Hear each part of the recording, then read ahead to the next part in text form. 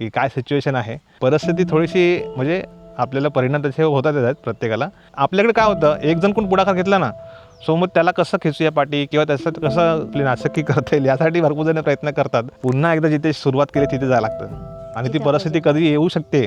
भूकंप, काही महामाऱ्या आल्या, नैसर्गिक काही संकट आलं, म्हणजे पाऊस पडलाच नाही, मग बरीच मंडळी पुन्हा एकदा गावी येतील. तर त्या अनुषंगाने म्हटलं आपण त्यावरती बोलूया.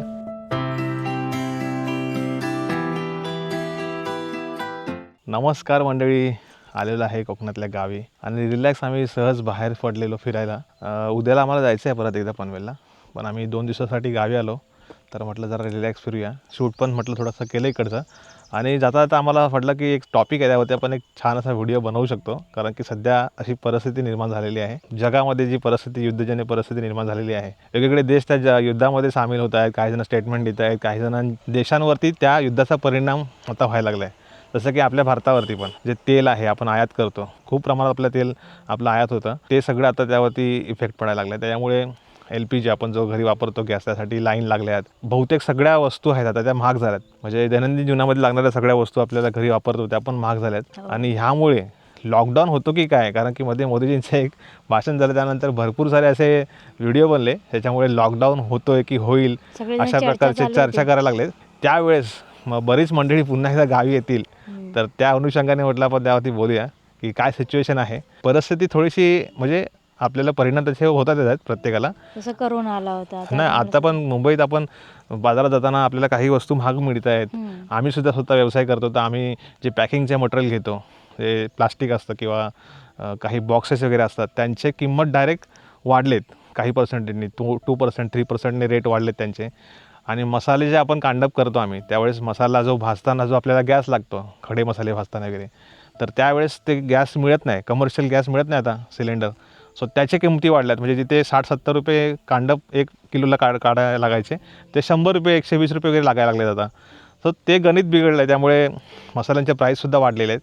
ह्या अनुषंगाने सर्वसामान्य लोकांवरती परिणाम तर होतो आहेच, पण मग जे आता आपण मुंबईत स्थलांतरित झालो आहे, गावावरून गेलो आहे, तर लॉकडाऊन वगैरे लागेल त्यावेळेस पुन्हा लोक गावी येतील का, असा पण प्रश्न बऱ्याच जणांना पडत असेल. तर खरोखर तशी परिस्थिती जर निर्माण झाली तर पुन्हा एकदा गावी यावं लागणार आहे आपल्याला. आणि अशा सिच्युएशनमध्ये एक आपल्याला पर्याय होतो, तो म्हणजे आपलं गाव. आम्ही बरेच जण आम्हाला बोलत असतात की दादा तुम्ही गावी सारखे सगळे जात असता, गावीच का राहत नाही. आम्ही मागे एक व्हिडिओ केलेला की लोक गावी न राहण्याचं कारण काय, कोकणातली लोक स्थलांतरित होण्याचं कारण काय, गेल्या 25 वर्षामध्ये जास्तीत जास्त कोकणातली मंडळी स्थलांतरित का झाली, त्याची कारणं आम्ही बोललो होतो. त्यावरती बऱ्याच जणांनी प्रतिक्रिया दिल्या होत्या की दादा हे कारणं आहेत. काही जणांनी सांगितले की दादा तुम्ही हे नाही बोललात की घराघरात काही जणांची भांडणं असतात, भावकी वाकीतले काही विषय असतात. काही जणांनी भूत बाधतात की असं पण सांगितलं होतं विषय. कारणं भरपूर आहेत. आणि दुसरी गोष्ट सांगितलं होतं की आपण जे बोललो नाही की गावात राहणाऱ्या मुलांना मुली मिळत नाहीत, म्हणजे लग्न होत नाहीत, जमत नाहीत. सो ते एक कारण आम्ही बोललो नव्हतं. तर अशी बरीच कारणं आहेत आणि ही कारणं कारणीभूत असतात की लोक स्थलांतरित होण्याला. म्हणजे केवळ इथे व्यवसाय नाही म्हणून नाही, त्याला बाकीची पण काही सामाजिक कारणं आहेत, त्याच्यामुळे लोक स्थलांतरित होतात. पण जेव्हा अशी कधी परिस्थिती येणार असेल, हे लॉकडाऊन कोरोना काळातली सारखी, तेव्हा लोक एक काही बॅकसाईडला बॅकमाइंड असं विचार करतात, अरे यार आपल्याला आता गाव असतं तर आपण गावी गेलो असतो किंवा गावी जायला लागेल, कारण की नोकऱ्या सगळ्यांच्या बंद होतील. म्हणजे जिथे आता भरपूर जण बोलतात की ह्याच्यावरती जर असंच सिच्युएशन राहिली, हे युद्ध जर पुढेच परत चालत राहिलं, तर आपल्याकडे तुटवडा होणार. कारण भारताची लोकसंख्या खूप आहे आणि त्या सगळ्यांना एवढा LPG गॅस पुरवणं किंवा इंधन, वाहनं आहेत त्यांना इंधन पुरवणं हे शक्य होणार नाही. मग त्यावेळेस गव्हर्नमेंटच काहीतरी बंधनं लावेल की तुम्ही गाड्यांनी, फोर व्हीलरनी प्रवास नाही करायचा, पब्लिक ट्रान्सपोर्टचा वापर करा. किंवा काही असे ऑफिस आहेत त्यांना सांगतील की तुम्ही वर्क फ्रॉम होम करा. मग तिथे कुठेतरी बंधनं येतील. काही जणांच्या कंपनीतल्या स्टाफ कमी करतील कदाचित, काही जणांना घरी बसावं लागेल, काम सोडावं लागेल. सो बरेच परिस्थिती निर्माण होऊ शकते जर हे पुढे चालत राहिले तर. आणि तुम्हाला माहिती आहे आता इराण माघार घेत नाही आहे, अमेरिका आहे ते कुठेतरी ह्या गोष्टी तडजोडीने आपण सोडव्या असा प्रयत्न करत आहे. परंतु ते तर त्यांच्या ह्याच्यावरती अडून बसले, त्यांनी अटी घातल्यात काही आता. तर त्यामुळे भारताची जी परिस्थिती अशी आहे की आपण दोन्ही साईडचं बॅलन्सिंग करायचा प्रयत्न करतो आहे. कूटनीती, मोदी साहेब बोलले ना, कूटनीतीच्या हिशोबाने आपण वाटचाल करणार आहोत. आपल्याला दोन्ही देश हवे आहेत, तर त्या हिशोबाने चाललं आहे. पण परिणाम तो हा सर्वसामान्यावरती होतोच आहे. सो अशा परिस्थितीत गाव असणं किती महत्त्वाचं आहे, हा एक महत्त्वाचा एक टॉपिक येतो. जिथे आपण गावी येत असतो, गावचे व्हिडिओ करत असतो. बऱ्याच जणांना गावचे व्हिडिओ जास्त भावतात. सांगायचा उद्देश हा आहे की आम्ही जेव्हा गावी येतो तेव्हा अगदी रिलॅक्स, म्हणजे राजासारखं जगतो ना आपण इथे. हवं तिकडे फिरतो, हवं ते खातो, बनवतो, फिरतो. सो ही लाईफ आहे ना जी आम्ही जगतोय, ती सगळ्यांना मिळत नाही. किंवा बऱ्याच जणांचं असं असेल की त्यांच्या आजोबा पंजोबांच्या त्यांचं गाव असेल, पण त्यांनी ते गाव सोडलं काही कारणास्तव. मग त्याला बरीच कारणं असू शकतात, घरातले वादतंटे किंवा भावाभावामधले भांडणं. त्यामुळे गाव सोडलं आणि ते मुंबई शहरात स्थलांतरित झाले आणि गावचं तसंच राहिलं. मात्र त्यांचं गाव माहिती आहे की आमचं हे गाव आहे, इथे आमचं मूळ आहे, पण तिथे जाऊ शकत नाही. असे भरपूर जण आहेत की त्यांना त्यांचे नातेवाईक त्यांचं मूळ गाव देव तिथे आहे, पण त्यांना तिथे जाता येत नाही की तुम्ही एवढे वर्ष होतात कुठे, आता कसं घालात. आणि तिथले जागा वगैरे त्यांना मागू शकत नाहीत की त्यांचे पुढचे काका, त्यांची मुलं वगैरे असतात, त्यांनी ते सांभाळलेलं असतं. आणि तिथून त्यांच्या वारस जो नाव असतो शेतीचा, तिथे पण त्यांचं नाव लागलेलं नसतं. त्यामुळे ते कुठल्या हक्काने तिथे जातील. सो ह्या गोष्टींच्या भरपूर सारे सामाजिक गोष्टी अशा आहेत ना, ज्या त्याच्यामुळे लोक गावं विसरलेली आहेत किंवा त्यांचं नाईलाज असतो, गावाला जाणं होत नाही, गाव नाही त्यांना. सो तिथे त्यांना असं वाटेल की यार खरोखर अशी परिस्थिती निर्माण झाली, कठीण परिस्थिती, त्यावेळेस गावी कसं जायचं. म्हणून बऱ्याच जणांना असं वाटतं की एक सर्टन इन्कम कमवल्यानंतर एक रिटायरमेंटमध्ये आम्हाला कुठेतरी कोकणात घर घ्यावं किंवा आमची पुढची लाईफ आहे ना, आम्ही गावाकडेच कुठेतरी रिलॅक्समध्ये घालवू, फार्म हाऊस बांधू, तिथेच राहू. अशी लोक जास्त अनुभवतात. म्हणजे आता तुम्ही बघाल ना, बऱ्याच जणांचे यूट्यूबर्सचे व्हिडिओ पण असे ग्रामीण जीवनचे असतात ना, ते जास्त चालतात. त्याला हेच आहे कारण की लोक शहरात कमवतात पैसे भरपूर, परंतु त्यांना लाईफस्टाईल ती जास्त आवडते की आम्ही ही जगत नाही आहोत, ती तुम्ही दाखवता, आम्हाला ते जास्त भावते, रिलेट करतो आहे आम्हाला हे जगायचं आहे, आम्ही हे मिस करतो आहे. त्यामुळे जास्त गावाकडच्या ग्रामीण जीवनाच्या व्हिडिओना जास्त रिस्पॉन्स येतो आहे, आमचा पण येतो. तर लोकांची मेंटॅलिटी आहे की गावाकडे होऊया शिफ्ट, पण तशी परिस्थिती निर्माण होत नाही. मग जेव्हा असं काय कुठलं तरी संकट येईल, नैसर्गिक आपत्ती म्हणा किंवा अशी युद्धजन्य परिस्थिती होईल, त्यावेळेस हे जे काही देश असतात, जे काही देश असतात, देशांमधले ज्या मेन सिटी असतात, आपली जशी महाराष्ट्राची राजधानी मुंबई आहे, मेन सिटी, भारतातले जे काही मेन शहरं आहेत, तिथे हे लोक टार्गेट करतात. म्हणजे आपल्या देशात तशी काही परिस्थिती नाही आहे, परंतु बाहेरच्या देशामध्ये जे चाललं आहे तिथे त्यांच्या मेन ज्या राजधानी आहेत तिथे टार्गेट केलं जातं. सो तशा वेळेस भरपूर सारी मंडळी ही त्या देशातली त्या शहरामध्ये एकटवलेली असते, व्यवसायाच्या निमित्ताने, बिझनेसच्या निमित्ताने, नोकरीच्या निमित्ताने. तर तिथे टार्गेट केल्यानंतर तिथली काय सगळीच मंडळी काय शिफ्ट होत नाही पुन्हा एकदा गावी. त्यांचं असेल तर फिरतील ना. आपल्याकडची बरीच कोकणातली मंडळी आहेत जी आता स्थलांतरित झालीत, पण त्यांना एक गाव आहे, त्याच्यामुळे ते पुन्हा गावी जाऊ शकतात.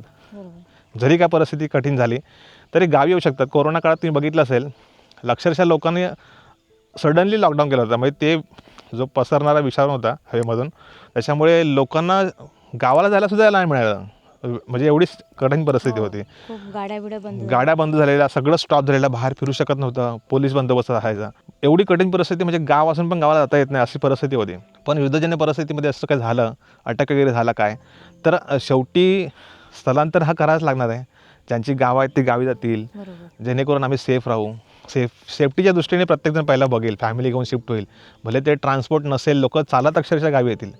पण सांगायचा हाच उद्देश आहे की अशा परिस्थितीमध्ये गाव असणं किती महत्त्वाचं आहे. म्हणजे आपण बोलत असतो की आपण धावत्या जगासोबत धावताना शहरामध्ये शिफ्ट झालो आहे किंवा आर्थिक परिस्थिती सुधारण्यासाठी आपण शहरात गेलो आहे, शिक्षणासाठी शहरात गेलो आहे. पण कधी अशा सिच्युएशन परिस्थितीमध्ये हे सगळं शून्य होऊन जातं. मग तेव्हा आपल्याला कुठे जायचं आहे? पुन्हा एकदा जिथे सुरुवात केली तिथे जायला लागतं. आणि ती परिस्थिती कधी येऊ शकते. भूकंप, काही महामाऱ्या आल्या, नैसर्गिक काही संकट आलं, म्हणजे पाऊस पडलाच नाही, असे पण काही अगोदर घटना घडलेल्या आहेत. दुष्काळ पडतो, खूप ओला दुष्काळ पडतो. सो अशा परिस्थितीमध्ये काय करणार मग कुठेतरी पर्याय असतो की चला आपलं गाव आहे, तिथे मीठ भाकरी खाऊन तिथे राहू. मग तशी परिस्थिती कधी येईल ना, तेव्हा पुन्हा शहरात गेलेली माणसं गावाकडे येतील.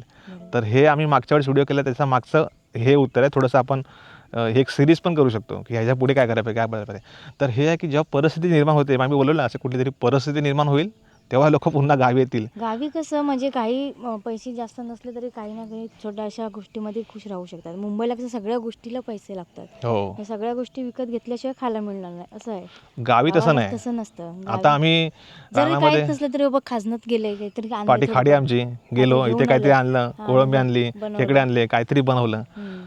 रानात आंबे मिळतात, तुम्ही काही करवंदाची चटणी बनवा. आता आंबे मिळतील तर अगदी रानातले आंबे खाऊन पण काही जण एक टाईम होता तेव्हा माणसं दिवस काढायची. रानात फक्त चटणी भाकरी न्यायची, ती पुरायची नाही, आणि त्यामुळे रानातली आंबा खा, काजू खा, करवंद खा, ह्याच्यावरती अगदी पोट भरायचे, पण खुश राहायचे, त्यामध्ये काही नाराज नसायचे. आणि निसर्गाने भरपूर दिलेलं आहे. हे गाव असेल तर होतं, जर नसेल तर आपण पुन्हा त्या शहरातच राहू. आपण जाता येणार नाही कुठे, आणि आहे त्या परिस्थितीत आपल्याला दिवस काढायला लागतील. कोरोना काळात काय झालं, ज्यांची गावं होती ते गावी शिफ्ट झाली, पण ज्यांचं गावच नाही ते शहरातच राहिली. त्यामुळे बऱ्याच जण जी आजारी होती, काही वयस्कर मंडळी होती ज्यांना डायबिटीस होता किंवा बीपीचा प्रॉब्लेम होता, सो त्यांना कोरोना लागण झाली आणि त्यातले बरेच जण दगावले आणि बरेच जण असं पण झालं की त्यांच्या बॉडी त्यांच्या फॅमिलीला सुद्धा नाही मिळाल्या. किती दुःखाची गोष्ट होती ती. आणि अशा परिस्थितीत आपण काही करू पण शकत नव्हतो. म्हणजे बरेच जण हॉस्पिटलमध्ये ॲडमिट झालेत. सो परिस्थिती अशी निर्माण झाली होती ना की पेशंट आपल्या हॉस्पिटलला गेला आहे, तो परत येईल काय माहीत नाही, 2 दिवसांनी समजतं की ऑफ झाला आणि त्याच्यात बॉडी पण मिळत नाही. एवढी परिस्थिती कठीण झालेली आहे लॉकडाऊनच्या काळामध्ये. तर तशी परिस्थिती झाल्यावरती माणसाच्या हाताच्या बाहेर सगळं असतं. म्हणजे आपलं प्रिय व्यक्तीसुद्धा आपण त्यांना काय करू शकत नाही, की ते नियम असतो सगळ्यांचा, तिथे जाऊ शकत नाही. म्हणजे काही परिस्थिती निर्माण होऊ शकते. आपण बोलतो ना सगळं खूप चांगलं झालेलं आहे, एकदम सेटल आहेत लोकं आणि प्रोग्रेस होते. हे काही क्षणात काही होऊ शकतं. त्याच्यामुळे गाव असणं खूप महत्त्वाचं आहे. त्यासाठी आपण भरपूर जण सोशल मीडियावर बघत असाल, कोकणातली मंडळी आता जागरूक झालेली आहेत, जागा विकू नका बोलतात. आमच्या गावात तर मंडळाने नियमच केलेला आहे की आपल्या आजूबाजूच्या पंचक्रोशीतल्या गावातल्या कोणीच जागा विकायच्या नाही. जरी विकायच्या असतील तर पहिला आमच्या ग्रामस्थांमध्ये विषय करायचा, गावातलाच कोणतरी विकत घेईल, त्याला अडचण काय ती विचारलं जाईल. तुला खरोखर अडचण आहे का, तर मग गावातलीच मंडळी पुढाकार घेऊन करू शकतात. आणि अशा प्रत्येक गावाने पुढाकार घेऊन आहे ना हे नियम केले पाहिजे. आता आमच्या गावामध्ये तुम्ही बघाल ना, आता भरपूर जण आमच्या गावामध्ये पण एक बोर्ड लावला आहे. लोकं स्थलांतरित होतात शहरामध्ये, परंतु आपल्या गावाकडे भरपूर जण आता बटरवाले येतात, टोस्टवाले हे ते विकतात, बिया घेणारे हे ते भंगारवाले असतात. तर ते कोण भैया आहेत आणि ह्या भैया गावात येऊन त्यांची रेखी करतात. इथे आपल्याच लोकांना ते गोड गोड बोलून त्यांच्यासोबत व्यवहार करून मग ते जागा घेतात, काय ना काहीतरी छोटं छोटं सुरू करतात आणि तिथे त्यांचा विस्तार करतात. सो अशा लोकांना थाराच द्यायचा नाही. त्यासाठी आमच्या गावामध्ये पण बोर्ड लावलेला आहे. अजून आमच्या वरच्या पट्ट्यामध्ये पण काही जणांनी बोर्ड लावलेला आहे आणि हे सेफ्टीच्या दृष्टीने पण चांगलं आहे. कारण की आपण मुंबईत शहरात असतो, इथे गावाला वयस्कर मंडळी असतात, इथे बघायला कोण नसतं.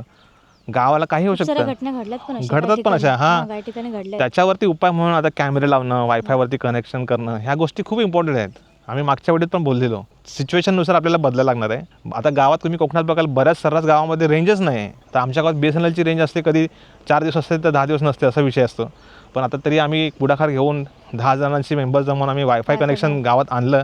ते त्याची फीज जास्त असते, म्हणजे लांब आमच्या 7-8 किलोमीटर लांबून लाईन गेली, ते आणण्यासाठी तेवढा खर्च वायरीचा झाला.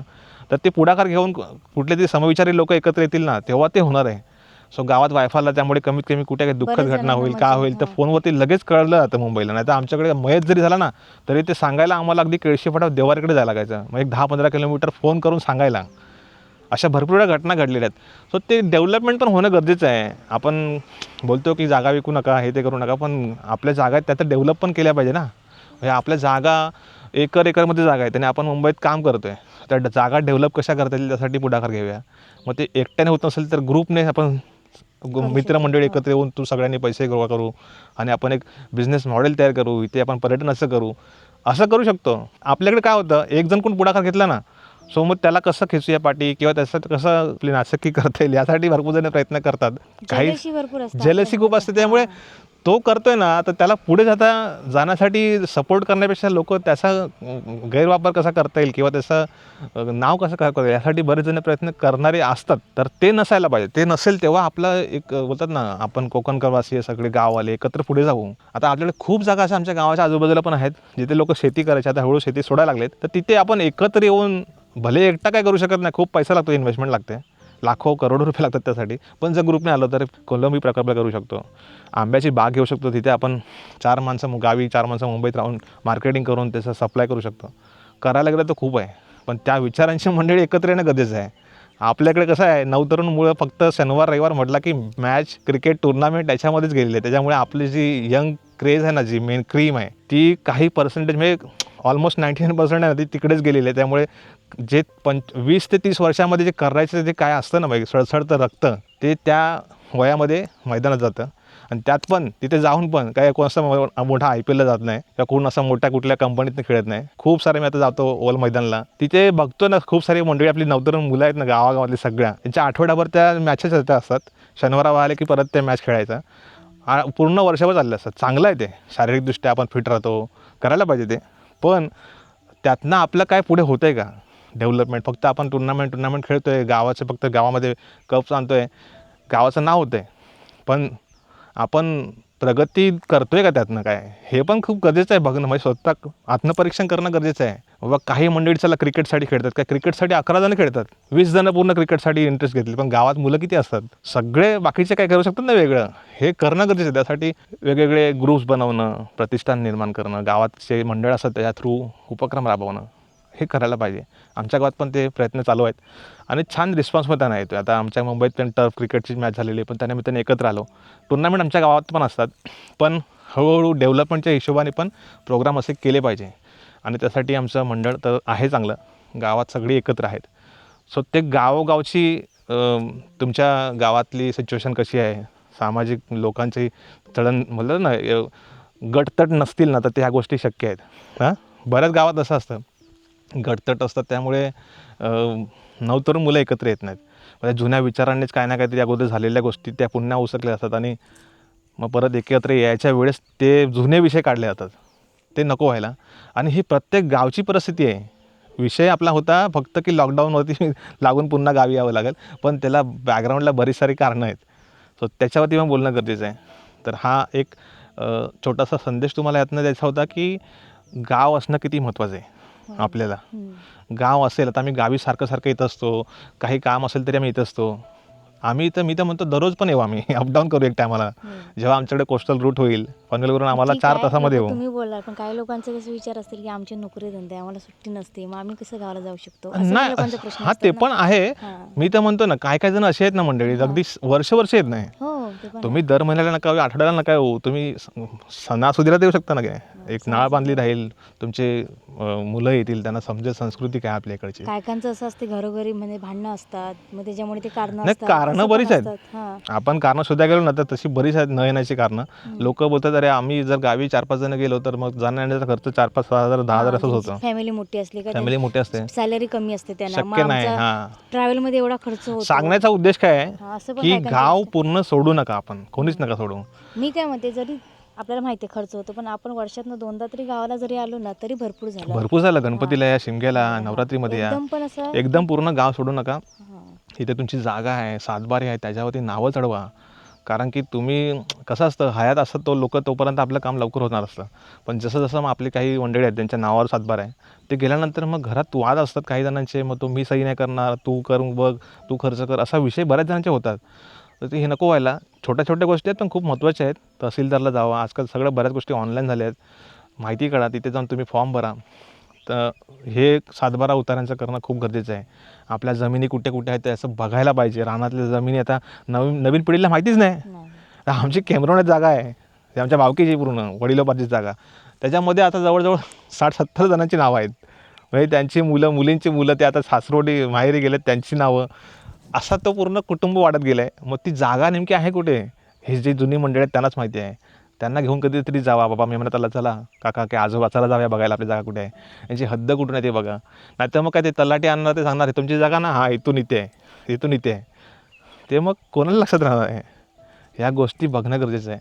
आणि बरेच जण काय माहिती आहे, असे जागा जमीनचा विषय आला ना की त्यांना असं वाटतं काय माहिती आहे का, अरे हां यांचं जागेवरती लक्ष आहे. पण खरं म्हटलं ना, हे खूप गरजेचं आहे. जो लक्ष घालतो ना जमिनीमध्ये त्याच्यासाठी पण फायदेशीर आहे, आणि जो लक्ष देत नाही त्यासाठी पण फायदेशीर आहे. का माहिती आहे का, हे आता तुम्हाला सोपं वाटतं आहे, पण जेव्हा पुढे जाऊन किचकट होईल, काय सिच्युएशन येईल, त्यावेळेस तुम्हाला तेच 1 दिवसाचं काम 10 दिवसावर जाईल. होत नाही, अरे त्याच्यामुळे अडकलं, ह्याच्यामुळे अडकलं. वेळेत लक्ष दिलं ना तर असं होतं. नाही लक्ष दिलं तर मग त्याला 10 जण आणखीन तयार होतात. तर त्यावरती लक्ष केंद्रित करून ते करणं गरजेचं आहे. गावागावच्या परिस्थिती वेगळ्या आहेत, विषय वेगळे आहेत, इथले समस्या वेगळ्या आहेत. प्रत्येकाचे विषय वेगळे, प्रत्येकाची समस्या वेगळ्या वेगळ्या आहेत. सरकारच्या एवढ्या योजना आहेत ना, आपण जर लक्ष दिलं तर गावाकडे, म्हणजे तुम्ही आंबा खरेदी करायला पैसे देतं गव्हर्नमेंट, ते लावायला पैसे देतं, विहीर खतायला पैसे देतं, ट्रॅक्टरसाठी पैसे देतं, खूप गव्हर्नमेंटची सबसिडी आहेत. आपण लक्ष देत नाही म्हणून. पण हे जातीने लक्ष द्यायला पाहिजे. आपण जेव्हा ग्रामपंचायतचे आपले ग्रामसेवक वगैरे असतात, सरपंच असतात, त्यांना विचारून आता सगळे सांगणार. त्यांना काय गरज पडली की तुम्हाला सगळ्या गोष्टी सांगायला, त्यापेक्षा आपल्याला गरज पाहिजे की दादा कुठली आहेत फॅसिलिटी आम्हाला सांगा. आणि त्यांचं पण कर्तव्य आहे, त्यांनी सांगितलं पाहिजे पूर्ण स्पष्टपणे की हे आहे, तुम्ही हे केलं तर हे मिळेल, हे मिळेल, तर तो डेव्हलपमेंट होणार आहे. नाहीतर माझाच विकास मी करतोय आणि तुम्हाला राहू दे असं असेल तर मग ते डेव्हलपमेंट नाही होणार. म्हणजे आपण एका साईडला बोलतो की सगळ्यांनी विकास केला पाहिजे, पण कुठेतरी आपणच आपला विकास करतो असं नको व्हायला. या अनुषंगाने भरपूर गोष्टी बोलण्यासारख्या आहेत. गावाकडे डेव्हलपमेंट करा, आपल्याच लोकांनी आपली प्रगती करा. आंबा काजू लोक कंपाऊंड आपल्याकडचे आहेत आणि लोकांनी 10,000 15,000साठी वर्षभरासाठी देऊन टाकले कुणाला तरी. अशी सिच्युएशन आहे गावाकडे. म्हणजे तो माणूस कामावर सुट्टी मिळत नाही म्हणून दुसऱ्याला देऊन टाकतो आहे आणि तोच माणूस इथे थोडंसं मेहनत करून लाखो रुपयांचं उत्पादन काढतो त्यातनं. असे कोकणात हीच कितीतरी मंडळी आहेत. परिस्थिती आहे. हो हीच म्हणजे आपण बोलतो ना की शेतजमीन विकायला नको किंवा शेती किंवा आपले कंपाऊंड कोणी विकायला नको, पण आपण असं बोलत असताना आपण तिथे कसायला पाहिजे, त्या डेव्हलप पण करायला पाहिजे. आपण बोलतो जागा विकायला नको, ठीक आहे, हे चांगल्यासाठी आहे आणि असंच असायला पाहिजे, विकायला नाही पाहिजे कोणी. पण विकत नसताना तुम्ही ते जागा पडीक आहेत त्याचा डेव्हलप करा. एकत्र एकट्याने जमत नसेल ना तर सगळ्यांनी एकत्र येऊया आणि ते करूया, तेव्हा होईल कुठेतरी. नाहीतर आपलं बोलबच्चनगिरी सोशल मीडियावरती बोलायला इझी आहे. हो असं काय विकू नका, तुमच्या गावातल्या लोकांना सांगा. असं आमच्या गावात आम्ही सगळे हँडल करतो आहे, बाकीच्या गावचं काय. इथे खूप असे मोठमोठे जे खराब आपल्या पूर्ण निसर्गाला खराब करणारे प्रकल्प येतात तिथे. आता बोललं इथून बोलून काय फायदा आपण आहे.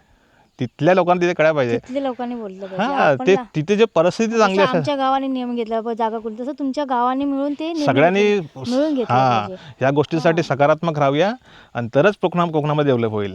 कोकणात आपल्याकडे भरपूर सारं आहे.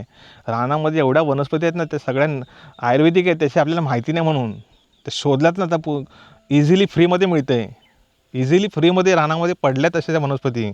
त्यांचा जर आपण उपयोग केला, त्यांचे काढे काढले तर ते आज मार्केटमध्ये किती त्यांना डिमांड आहे. केस गळतीवरती लोक बनवतात आणि विकत आहेत काय काय. हे इझिली आपल्याकडे उपलब्ध आहे. हे ते केलं ना तर आपल्याला कमीत कमी कॉस्टमध्ये आपल्याला उत्पादन जास्त मिळेल. आपण बोलतो ना की अरे मला खूप पैसे लागतील, तुम्ही शोधलं तर कमीत कमी पैशामध्ये पण खूप साऱ्या गोष्टी करण्यासारख्या आहेत. आपल्या गावाकडे तुम्ही बघा, अक्षरशः आता त्या लोकांना हे काजूच्या बियांचं कळायला लागलं नाही. तर एरवी ते बटरवाल्याला द्यायचे त्याच्यावरती बटर घ्यायचे. म्हणजे अक्षरशः लसूण घ्यायचे. कांदे 1 किलो, त्या कांद्याच्या बदल्यात 1 किलो बिया द्यायचे. हो, द्यायचे. असा विषय होता. लसूण बटर घ्यायचे 1 किलो. तो विषय असा होता. आईस्क्रीमवरती बिया 20 बिया 30 बिया तेव्हा 40 बिया द्यायचे. द्यायचं. म्हणजे लोकांना त्याचं महत्त्व नव्हतं. आता पण रानामध्ये तुम्ही बघाल ना तर कितीतरी करवंद अशाच पडीक आहेत. त्याचं लोणचं केलं तर फुकटमध्ये आहे सगळं. ते प्रोसेस करून त्याचं तुम्ही ज्यूस बनवा, त्याचं काहीतरी बनवा, जाम बनवा, काही बनवू शकतात. गावातल्या महिलांनी एकत्र येऊन महिला बचत गट असतात. आपण शेती झाला, तुम्हाला वाटतं शेतीतून मला 10,000 20,000 घालतो, 5,000चं पण उत्पन्न येत नाही. पण त्याच्या पूरक बरेच अशा वस्तू आहेत ना, प्रोडक्ट आपल्याला कोकणात. त्याचा जर आपण विचार करून जर त्याचं केलं आम्हाला तर ना. मागे कमेंट केले ते बिबी असतात ना, ते बिबव्यांची मागणी आहे, मागणी आहे. शेणपुड्यांची मागणी आहे आमच्याकडे. हो, बरंच आता आमच्या आम्ही जे व्यवसायात- शेती आता हे करतो ना, कोकणातले प्रोडक्ट बरंच विकतोय, काही आम्हाला स्वतःला दिलं असं वाटतं की अरे आपल्याला हे तर आपल्याकडे पडीक ते आहे. जाऊ दे, ते रिंग्या वगैरे असतात आपल्या रिंग्यांची मागणी. त्यांची तर मागणी एवढी आहे ना, ते कुणी जरी विकायला गेलं ना तरी पण त्यातनं उत्पन्न काढू शकतो. सांगायचा म्हणजे उद्देश आहे की छोट्या-छोट्या हा गोष्टी व्हिडिओ पण माझा बरेच मंडळी बघतात. आमच्या गावचे असतील, पंचकृषीतले असतील, तालुक्यातले असतील, कोकणातली बरेच मंडळी असतील, कोकणाच्या बाहेरचे सुद्धा असतील. त्यांनासुद्धा यातनं काहीतरी मेसेज मिळत असेल. म्हणजे आपण नुसते व्हिडिओ घरातले मजा मस्ती मौज आणि खाण्यापिण्याचे करतो, त्यांना खूप व्ह्यूज येतात. पण असे व्हिडिओज पण आम्ही करतो कधीतरी आणि असं वाटतं करायला पाहिजे. त्यातनं लोकांना संदेश चांगला जाईल आणि आम्हालासुद्धा त्यातनं काहीतरी केल्यासारखं एक वाटेल की बाबा आपण काही गोष्टी बघतोय त्यावरती बोलूया. सो तुम्हालासुद्धा अशा काही प्रकारचे व्हिडिओ आम्ही केलेले बघायला आवडत असतील किंवा आवडणार असतील तर आम्हाला कमेंट करून जरूर सांगा. आम्ही त्यावरती पुढे जाऊन अजून एक सिरीज करू किंवा आम्हाला काय वाटतं, आमचं मत याच्यावरती काय आहे हे नक्की कळू. आणि हळूहळू सगळ्यांनी ह्या विचारांनी प्रेरित होऊन प्रत्येकाच्या गावं डेव्हलप केली, आपल्या जमिनी डेव्हलप केल्या तर कोकणाला कोण थांबवू शकत नाही. कोकणातली मंडळी आपल्या कोकण खूप चांगल्या पद्धतीने समृद्ध अजून करू शकतात आणि छान आहे खूप. खूप छान आपण त्याचा डेव्हलप करू शकतो. इथली संस्कृती टिकवून ठेवू शकतो. यासाठी प्रत्येकाने प्रयत्न केला तर खूप वेगळं काहीतरी रिझल्ट आपल्याला बघायला मिळेल. आणि तुम्हाला माहिती आहे आम्हीसुद्धा कोकणातले प्रोडक्ट विकतो, मसाले विकतो. छान रिस्पॉन्स आहे. ratadebandu.com सर्च करा, आपला नंबर आहे स्क्रीनवर दिसत असेल, त्यावरून तुम्ही आम्हाला व्हॉट्सअप करा, इन्क्वायरी करा. कोकणातले ऑथेंटिक प्रोडक्ट आम्ही तुमच्यापर्यंत पोहोचवतो. आणि आम्ही सुरुवात केलेली आहे. म्हणजे 6 वर्षापूर्वी फक्त यूट्यूब म्हणून करमणूक म्हणून करत नाही किंवा आपल्याला एक पॅशन म्हणून करत नव्हतं. त्या जोडीला आम्ही व्यवसाय सुरू केला आणि आज त्याचा रिझल्ट असा आहे की आम्ही 100% फुल टाईम जेव्हा आम्ही यूट्यूबवर दिसत होतो ते आता कमी करून आम्ही जास्त त्या व्यवसायाकडे वळलो आहे. भविष्यात आमचे खूप सारे प्लॅनिंग आहेत. एकदम पण मोठी रिस्क घेऊन त्यात गुंतण्यापेक्षा हळूहळू स्टेप बाय स्टेप जाऊ आणि ते एकदम सटीक जाऊ, त्यासाठी प्रयत्न करीत राहू. तुमच्या सगळ्यांचे आशीर्वाद पाठीशी आहेत आणि सपोर्ट असंच राहू द्या. तुम्हा सगळ्यांना आपले हे विचार कसे वाटतात त्याबद्दल तुमच्या प्रतिक्रिया जरूर कळवा आणि तुमच्या सगळ्यांच्या सदिच्छा आमच्या पाठीशी राहू द्या. एवढंच बोलून आता हे थांबवतो. जास्त मीच बोलले, वर्षा खूप कमी बोलले. वर्षांनी अगोदरच सांगितलेला व्हिडिओ चालू करायच्या अगोदर मी फक्त तुमच्यासोबत उभी राहीन. तर चला मंडळी, भेटू पुढच्या वेळी. स्वतःची काळजी घ्या. तोपर्यंत bye, see you, take care.